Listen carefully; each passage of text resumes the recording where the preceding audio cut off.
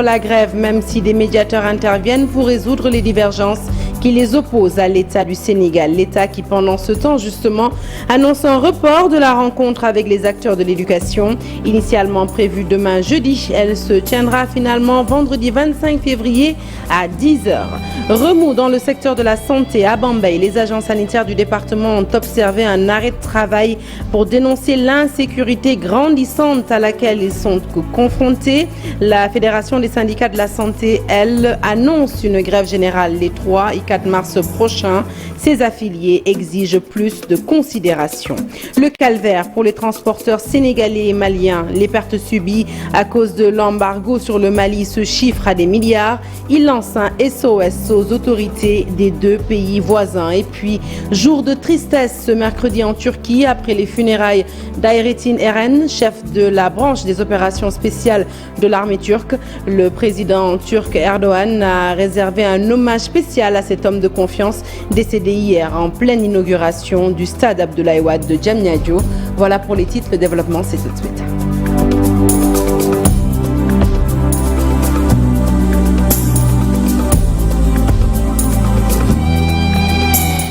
Rebonsoir à toutes et à tous. Détermination, sans doute le mot qui convient pour qualifier la résolution des enseignants à poursuivre leur grève, quelle que soit la démarche des bonnes volontés qui pourraient plaider en faveur d'un retour à la normale.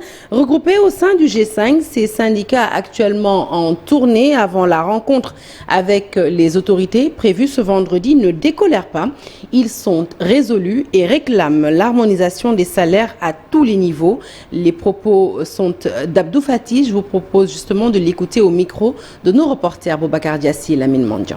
Vous savez, par expérience, c'est nous, organisations syndicales, souvent qui allions vers les religieux. Et souvent, quand vous allez vers les religieux, ils vous disent de baisser les armes. Mais cette fois-ci, on a décidé de ne pas aller vers les religieux. D'aller vers nos camarades, de recueillir leur avis. Même parce qu'on a l'habitude de le dire, seule une assemblée a le droit de se tromper. Ils peuvent se tromper, mais c'est de leur droit, parce que les assemblées ont le droit de se tromper. Mais nous, pas le droit de se tromper. C'est pourquoi on est venu recueillir leur avis pour envisager une suspension ou non. Et vous l'avez constaté, ils sont venus en masse. Ils ont dit leurs préoccupations. Nous avons pris bonne note. Et ce qui est constant, ce qui est ressorti, c'est que les camarades ne comprennent pas l'écart qu'il y a entre un instituteur et un PCMG. C'est-à-dire qu'ils sont de la même hiérarchie, B1, B2, et que cet écart-là soit abyssal. Ils nous demandent de faire des efforts dans ce sens-là et travailler de telle sorte qu'effectivement qu'on puisse maintenir la mobilisation et aller vers le sens d'améliorer en définitive le salaire des enseignants. Donc nous avons pris acte. Et nous pensons qu'une fois à Dakar, avant le jeudi, nous le dirons au gouvernement. Et les stratégies maintenant, pour voir est-ce qu'on va continuer ou on va continuer, on n'est pas élu pour rien. Naturellement, on prendra nos responsabilités pour voir quelle attitude par rapport, effectivement, si nous n'obtenons pas satisfaction, la suite à mener. Et puis cette décision unilatérale du G5 de ne pas reprendre le chemin des classes tant que les revendications ne sont pas satisfaites n'est pas partagée dans le monde de l'éducation. Le syndicat démocratique des enseignants libres du Sénégal, le SIDELS, lui, invite les cadres de syndicats à faire preuve de dépassement en reprenant les classes. Les membres du syndicat demandent justement de suspendre le mot d'ordre de grève pour l'intérêt exclusif de l'école. Le SIDELS a fait face à la presse, c'était en présence de nos reporters Maïmouna Ndiaye et Younous Diatta. Après une longue période de grève, un quantum horaire fortement impacté, le syndicat démocratique des enseignants libres du Sénégal suspend son mot d'ordre de grève et invite les autres syndicats à terminer la lutte. Il est vrai que le syndicat c'est de la base au sommet, mais aussi le sommet doit prendre, n'est-ce pas, le taureau par les cornes et orienter les camarades, n'est-ce pas, à la raison. La raison c'est quoi? On a fait 9 plans d'action, 10 plans d'action. Le quantum scolaire est menacé. Au lieu de 1200 heures, on a moins de 500 heures au Sénégal. Nos enfants ne sont pas capacités, ne sont pas formés. Ça, c'est gravissime depuis 10 ans. Et ça, ce n'est pas un bon signe pour le développement de notre pays. Et nous voulons que ce pays se développe. Le pays ne peut se développer qu'à travers l'éducation et la formation de nos enfants. Nous n'avons que nos enfants. Aujourd'hui, les enfants débattent dans leur trinque.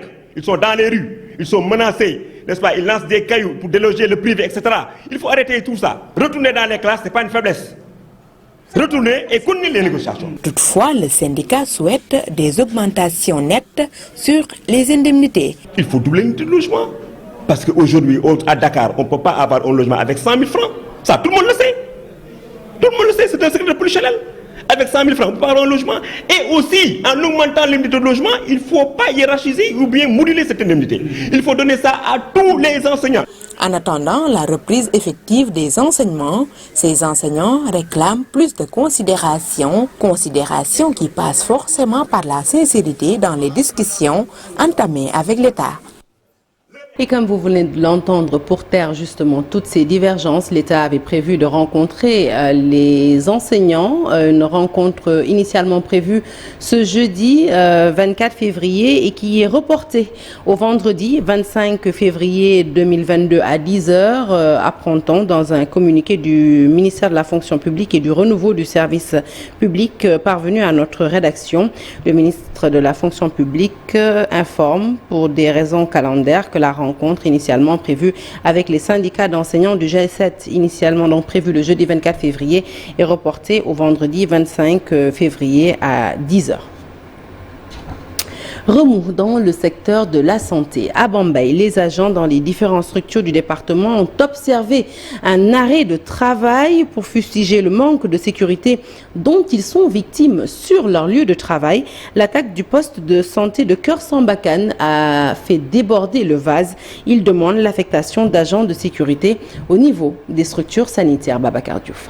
Ils sont persécutés et souvent agressés. Les agents de santé du département de Bambey ont plus que peur pour leur sécurité dans leur lieu de travail. Baïdien, le secrétaire général du Sud-SAS, Bambey. C'est que les populations de Keur-Sambakane avaient voulu poursuivre un patient, un voleur, n'est-ce pas? Mais nous, on parle de patient au niveau de la structure pour essayer de le tuer là-bas en vandalisant le bureau de la sage-femme, occasionnant du coup une destruction de l'ensemble du matériel qui se trouvait dans le bureau de la sage-femme. L'affectation d'agents de sécurité de proximité dans les structures de santé participerait à la sécurisation des lieux. Ce qu'on attend, c'est que les postes soient encore une fois bien protégés avec des vigiles, que l'État, avec surtout cette politique, n'est-ce pas, d'ASP, d'agents de sécurité de proximité, que l'État puisse aussi nous donner des agents pour assurer la sécurité des personnels nuit et jour. Nous, en tout cas, c'est ce que nous attendons, hein, parce que les services sur lesquels on a redéployé ces agents-là ne sont pas aussi méritants, beaucoup plus méritants que nous. Pour rappel, un agent de santé officiant dans la commune de Keur-Sambakane a été nuitamment acculé par des populations qui pourchassaient un présumé voleur. La santé toujours dans une zone de turbulence. La Fédération des syndicats de la santé compte paralyser justement le système. Elle annonce une grève générale les 3 et 4 mars prochains. Elle exige un meilleur traitement et à cet effet, écoutons Chersek, qu'il en est le porte-parole. Il est interrogé par Cher Diop et Mohamed Nabidien. Boycott de toutes les activités liées à la vaccination contre la poliomyélite. Donc il doit démarrer normalement le 27, le vendredi. Donc nous avons eu tous les responsables qui sont dans les régions, que ce soit Matam, Kédougou, Tambacounda, un peu partout. Et les gens ont décidé à l'unanimité de boycotter cette activité. Maintenant, c'est face à un refus de l'État d'ouvrir des négociations sérieuses et des discussions. Et c'est pour cette raison que nous avons pensé qu'il était nécessaire et judicieux qu'on aille dans ce plan d'action. Ce plan d'action va commencer le vendredi. Ce que nous voulons, c'est la justice et l'équité. Quand on parle de justice et de l'équité, nous ne demandons pas ni la lune, mais de nous rendre ce qui nous appartient à nous.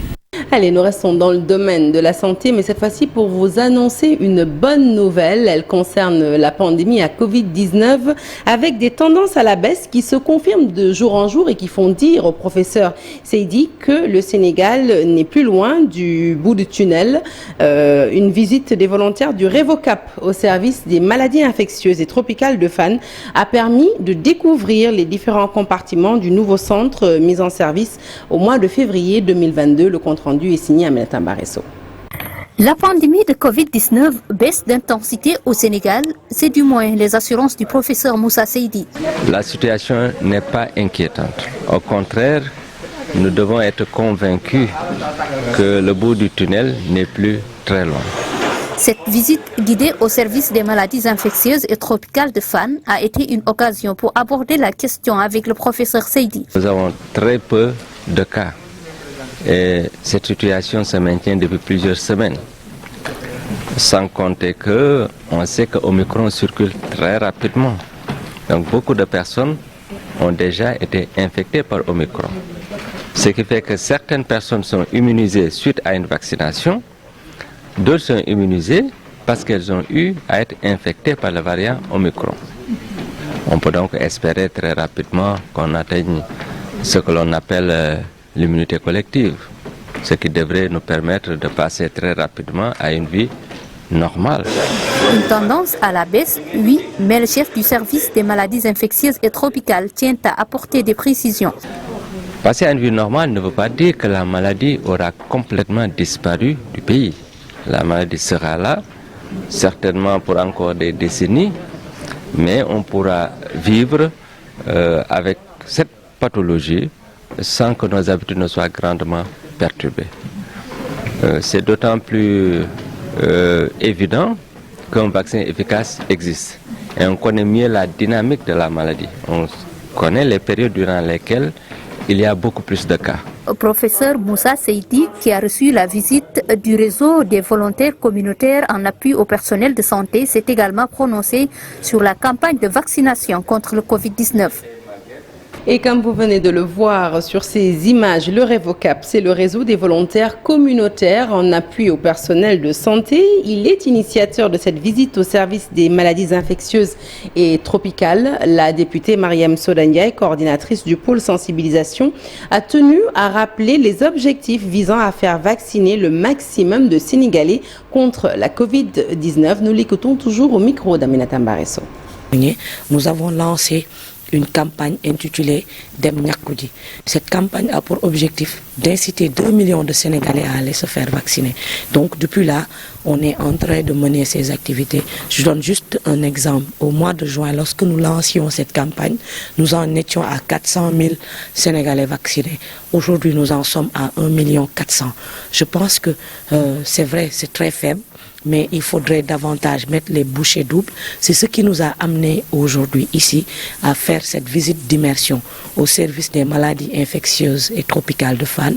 Nous serons aussi au programme élargi de vaccination pour mettre à niveau nos volontaires sur qu'est-ce qui se passe dans la vaccination, qu'est-ce qu'il faudrait davantage améliorer.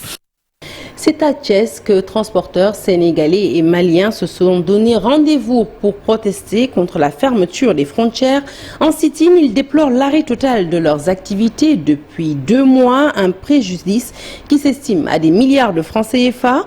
Leurs camions approvisionnés en denrées et matériels sont bloqués à la frontière depuis que la CEDEAO a enclenché des sanctions à l'encontre du Mali. Ces transporteurs, dans le désarroi, prient leurs États respectifs de leur venir en aide. Charanta Diop, c'est la tire.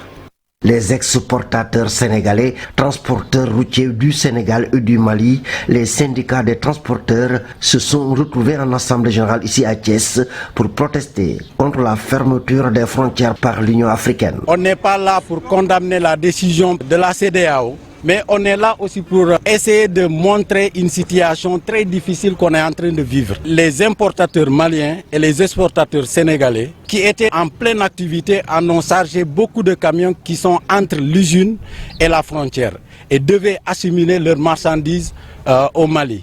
Et malheureusement, la décision a été prise avec effet immédiat et tous ces gens sont bloqués en cours de route. Ces camionneurs se disent totalement laissés en rade et ne savent plus où donner de la tête. Ici, on prend le cas du chauffeur lui-même. On est presque à 2 mois depuis que la situation a été déclenchée. Ces chauffeurs qui sont là-bas, qui n'ont rien à manger et qui en souffrent, qui sont des pères de famille. Donc nous assistons actuellement à des familles qui se cachent. Un appel est ainsi lancé à l'État du Sénégal pour assister ces camionneurs. Qu'ils posent quand même de leur diplomatie pour que les camions qui sont entre l'usine et la frontière puissent traverser la frontière et aller décharger la marchandise. Les camionneurs sénégalais et maliens sont bloqués à la frontière, cela fait presque 2 mois et ils sont dans un état de dénuement total. En prélude aux prochaines élections législatives, ce communiqué du ministère de l'Intérieur dans le cadre des avis consultatifs en vue de la fixation du montant de la caution pour les élections législatives du 31 juillet prochain et en application des dispositions des articles L175 et R80 du Code électoral. Eh bien, une rencontre se tiendra le vendredi 25 février 2002 dans un hôtel de la Place à partir de 10h. Afin d'observer les mesures barrières liées à la pandémie à coronavirus, eh bien chaque pôle ou coalition de partis politiques, majorité opposition et non alignés, aura 3 représentants et les partis n'appartenant à aucun de ces pôles, de même que les entités regroupant des personnes indépendantes, sont priés de se faire représenter par une seule personne. Un communiqué donc fait et signé à Dakar ce 23 février. Traité de politiciens encagoulés, Andesam Djikoyi réagit. Mamaktar Gueye se défend contre les accusations proférées par certains membres de la mouvance présidentielle. Sa plateforme a selon lui pour objectif de préserver les mœurs de la société. Une réponse qui n'a pas émoussé l'ardeur de la députée Adi Mergane Kanouté qui persiste et signe. Pour elle, Andesam Djikoyi a bel et bien un agenda caché. Leurs différents avis se croisent dans ce reportage. Il est de Mamadou Fall. La phrase lâchée lors de leur dernière mobilisation laisse certains dubitatifs. Andesam Djikoyi, très enclin dans la lutte contre l'homosexualité, a demandé aux Sénégalais de préparer sérieusement les élections législatives à venir. Ce qui pousse certains à affirmer qu'ils sont des politiciens encagoulés, une opinion qui fait rire Mamaktar Gueye, membre fondateur de la plateforme. Et si Jamra avait perçu les moindres prémices d'assujection de notre collectif à une chapelle politique quelconque, soyez rassurés que c'est Jamra qui sera la première organisation à claquer la porte et à aller ailleurs. Mais Dieu merci, nous partageons les mêmes valeurs et nous avons le même style de combat dans la dignité et en toute indépendance de toutes les chapelles politiques et de tous leaders politiques de ce pays, puisque nous sommes encagoulés. En ce qui concerne Jamra, en tout cas, nous avons affronté une corporation 10 000 fois plus dangereuse que ces 9 députés qui ont bloqué notre proposition de loi. Je veux parler de la loge maçonnique en 85. Nous les avons affrontés sans cagoule et à visage découvert. Pour l'honorable député de la mouvance présidentielle, le scepticisme doit être de mise. La dernière sortie de cette coalition, nous avons noté effectivement cette ambition de vouloir aller aux élections législatives, cette ambition véritablement d'être des députés. Faire de la politique n'est nullement un péché, selon Mamaktar Gueye, qui d'ailleurs rappelle la stratégie adoptée face aux francs-maçons par l'ONG Jamra. Ils ont fait un forcing pour le bloquer. Alors donc le problème revient à la case départ. C'est les populations qui les ont envoyés là-bas. Et cette demande sociale qui est largement exprimée au niveau de toutes les franges de la population. La criminalisation de l'homosexualité tient à cœur les membres de Sam Djikoyi. Pour eux, tous les moyens sont bons pour y parvenir. Mais certains voient une main politique derrière. Et puis, mauvaise nouvelle pour Djambati, son nouveau maire n'est plus. Sadia Fati est décédé, âgé environ d'une quarantaine d'années. Il est décédé suite à un malaise. Son décès a été confirmé au poste de santé de Médina à Wandifa.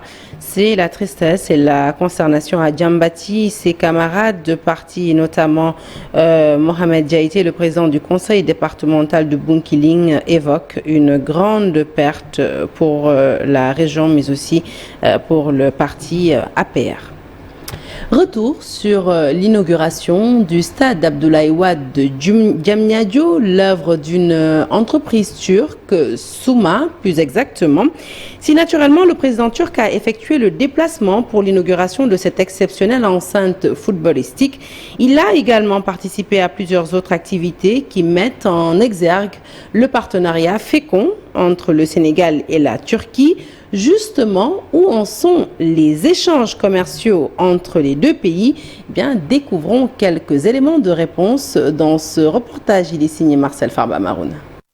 L'inauguration du stade Abdoulaye Wade de Diamniadio a été l'occasion pour le président turc Recep Tayyip Erdogan de visiter le Sénégal pour la 5e fois. Outre la dite inauguration, un forum d'affaires sénégalo-turc a eu lieu, mais aussi l'inauguration de la nouvelle ambassade turque au Sénégal, preuve des relations au beau fixe entre les deux pays. À l'issue de la venue d'Erdogan, plusieurs accords de partenariat ont été signés. Ils concernent l'énergie, le transport, le commerce, l'environnement et l'industrie, mais aussi l'armement. En termes d'échanges commerciaux, les chiffres ne cessent d'augmenter. Alors qu'ils étaient évalués à plus de 232 milliards de francs CFA en 2018, ils sont estimés à 313,2 milliards de francs CFA en 2021, soit une augmentation de 42% en valeur relative par rapport à 2020. Pour 2022, les prévisions s'évaluent à 580 milliards de francs CFA. Toutefois, la balance commerciale est en défaveur du Sénégal, d'où la nécessité de revoir les accords en vue d'un partenariat gagnant-gagnant. Rappelons qu'en plus du stade Abdoulaye Wade de Diamniadio, les entreprises turques sont à l'origine d'autres infrastructures de haute facture, telles que Dakar Arena, toujours à Diamniadio, l'aéroport international Blaise Diagne de Diass, ou encore le centre international de conférence Abdou Diouf, toujours à Diamniadio. Un récit signé donc Marcel Farba Maroun. Les hommages de la nation turque à Hayrettin Eren, le chef de la branche des opérations spéciales de la présidence turque. Jour de tristesse donc ce mercredi, le président Erdogan et les officiels du pays ont procédé à la levée de corps du chef de la sécurité présidentielle. Il a, vous le savez, succombé à une crise cardiaque. C'était hier lors de la cérémonie d'inauguration du stade Maître Abdoulaye Wade. Son corps a donc été inhumé ce mercredi. Le récit de Daniel Diouf. Une visite d'État au Sénégal que le président turc et sa délégation n'oublieront pas de sitôt. Tous frappés par la mort subite de cet homme. Hayrettin Eren, le désormais ex-chef de la branche des opérations spéciales du département de protection de la présidence turque, décédé hier lors de la cérémonie d'inauguration du stade Maître Abdoulaye Wade de Diamniadio. Le chef de la sécurité du chef de l'État turc, victime d'une crise cardiaque, la dépouille de Hayrettin Eren rentrée avec l'avion du président Erdogan, qui a écourté son séjour en Afrique, l'étape bissau-guinéenne notamment. Sur ces images, la levée de corps de Hayrettin Eren en présence du président Erdogan et des officiels du pays. Nous avons parcouru un long chemin avec notre frère Hayrettin. Nous avons beaucoup été ensemble. Cette fois encore, nous étions ensemble lors de nos voyages en Afrique. Nos amis ont fait beaucoup d'efforts jusqu'au dernier moment, mais l'heure du Seigneur est arrivée, a indiqué le président turc lors de la cérémonie. Ces propos rapportés par l'agence de presse du gouvernement turc, repris par nos confrères de IGFM. Que sa place soit au paradis, a déclaré Recep Tayyip Erdogan. Le corps du chef de la branche des opérations spéciales du département de protection de la présidence turque a été enterré au cimetière de la police de Karşıyaka dans la région égéenne, à l'ouest de la Turquie. Une bien triste nouvelle. Retour sur l'inauguration du stade Abdoulaye Wade de Diamniadio. Mohamed Djibril Wade souhaite une meilleure gestion de ce bijou. Il appelle les Sénégalais, le monde sportif, mais aussi le gouvernement à s'engager pour la protection de ce joyau. Le vice-président de la Fédération sénégalaise de football est au micro de Cheikh Diop. Le problème de l'entretien, c'est un problème qui est très très sérieux. Et c'est un problème quand même qui se pose au Sénégal. Mais dans un premier temps, il nous faut quand même l'accompagnement de l'État. Ensuite, il faut rentabiliser le SAT. Et je pense que la meilleure manière de rentabiliser le SAT et de s'occuper du santé, de l'entretien, c'est d'éviter la gratuité. Maintenant, le rentabiliser, il faut faire beaucoup de spectacles. Et des spectacles qui ne sont pas uniquement le football. Je pense qu'aujourd'hui, on peut y organiser parfois des shows. Autre chose, essayer d'imaginer. Et la gestion aussi, il faut confier ça. Il faudrait quand même, on ne peut pas le confier uniquement au mouvement sportif. Parce que pour le moment, le mouvement sportif n'a pas les moyens d'entraîner ça là. Donc il faut l'État et peut-être un peu les militaires. Et ensuite, y inclure les sportifs, la communauté sportive, c'est-à-dire la Fédération sénégalaise de football. Et en ce moment-là, essayer de conscientiser les Sénégalais. Mais les Sénégalais, quoi qu'on puisse dire, nous devons quand même travailler à nous rendre plus civiques. La découverte du stade Abdoulaye Wade de Diamniadio a occupé les devants de l'actualité. Naturellement, Abdoulaye Diaw y voit une renaissance du football sénégalais qui est passé à une nouvelle dimension. Selon lui, nous l'écoutons. Plus qu'un jour inoubliable, c'est une renaissance.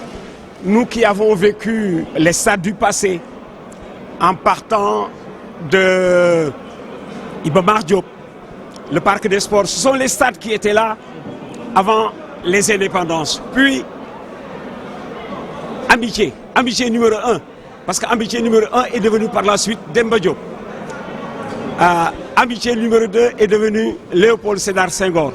Il y a eu les stades de Thiès, il y a eu de Saint-Louis, de Kaolack, de Louga.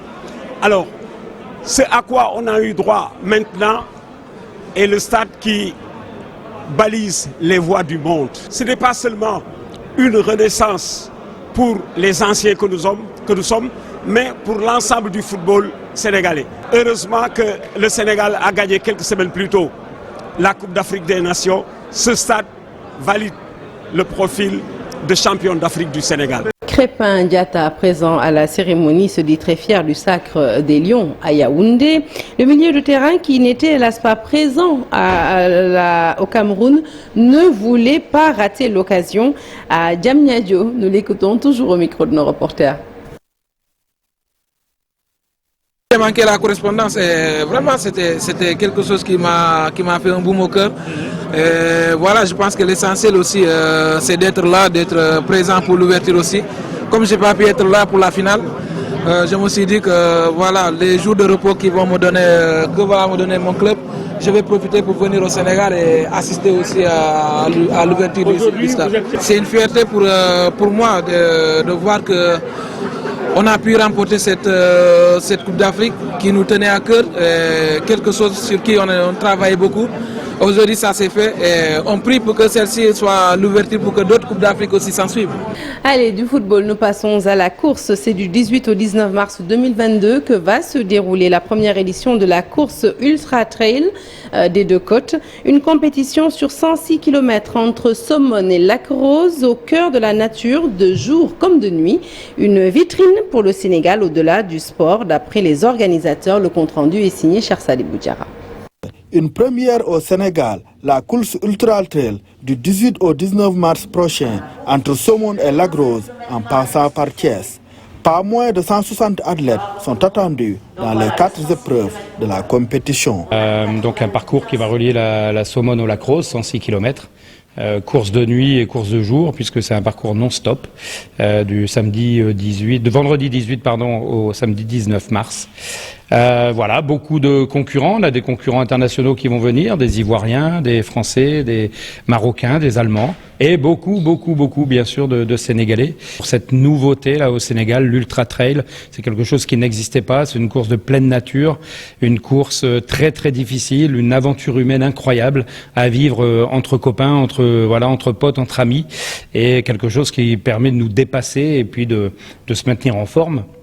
Voilà, 106 km en pleine brousse, sans point de repère habituel, il n'y a pas de route, il n'y a rien, on est vraiment en pleine brousse, on suit le tracé sur le GPS et on essaye d'arriver à bon port dans les délais impartis. 106 km marche, 106 km course, 53 km libre et 35 km marche, autant d'épreuves qui demandent une préparation particulière aux participants. Je prépare mes athlètes en leur faisant faire de longues distances, en intégrant la course, la marche, la course, la marche, et surtout les préparer musculairement. Justement, c'est parce que aujourd'hui on peut avoir un athlète qui est super fort au niveau cardio, mais sauf qu'au niveau musculaire, l'athlète il est pas fort. Donc du coup, même s'il a son cardio, mais que musculairement il se retrouve très très fatigué, il n'avancera plus, et il s'arrêtera. La première édition de la compétition dénommée Ultra Trail des Deux-Côtes va servir de vitrine pour le Sénégal, selon les organisateurs. Elle va permettre de découvrir des endroits insoupçonnés du pays. Et pour clore cette actualité sportive, sachez que la SC Jaraaf interjette appel suite aux sanctions de la Ligue sénégalaise de football professionnel. Un recours a été déjà déposé, annonçant un communiqué du club de la Médina. Pour rappel, suite aux incidents lors du match face à l'AS Pikine, Jaraaf a été donné perdant par forfait, en plus d'une amende d'1 million de francs CFA. Et voilà qui met fin à cette édition que je suis ravie de vous avoir présentée. L'actualité se poursuit sur toutes nos plateformes digitales. Tout de suite, retrouvez Abdoulaye Der dans Soir d'Info. Il reçoit un confrère, un journaliste, un consultant, Aliou Goloko. Bonsoir, messieurs. Bonsoir, Sarah Cissé. Et